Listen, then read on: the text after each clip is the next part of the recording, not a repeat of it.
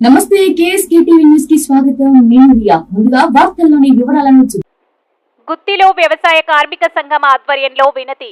Reporter KSK Sunil.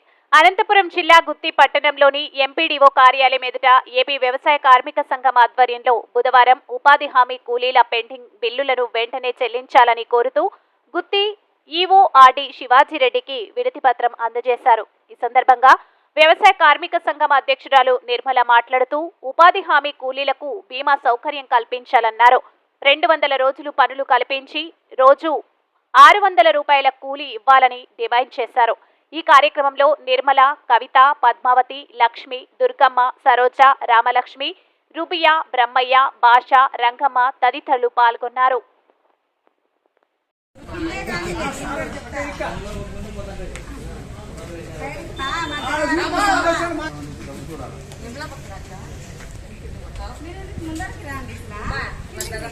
నీళ్ళకి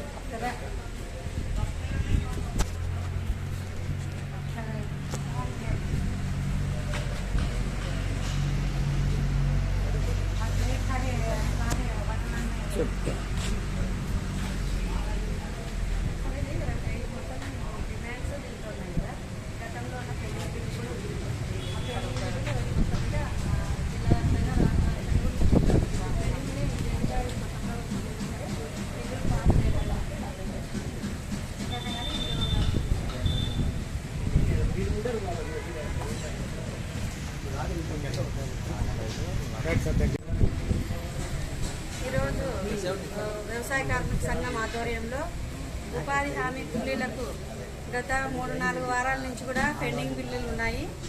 అందులో భాగంగానే ఈరోజు ఎండిఓ ఆఫీస్లో రిప్రజెంటేషన్ ఎండిఓ సార్ గారికి ఇవ్వడం జరిగింది. ఏవైతే డిమాండ్స్ ఉన్నాయో ఆ డిమాండ్స్ కూడా ఆల్రెడీ గతంలో 200 రోజులు పన్నులు పెట్టాలని చెప్పి మేము వ్యవసాయ కార్మిక సంఘంగా డిమాండ్ చేశాము. అందులో ఇప్పుడు కనీసం 100 రోజులు కూడా పూర్తి కాకుండానే ఇప్పుడు వర్షాలు పడడంతో రైతులు కూడా వెళ్ళడం జరిగింది.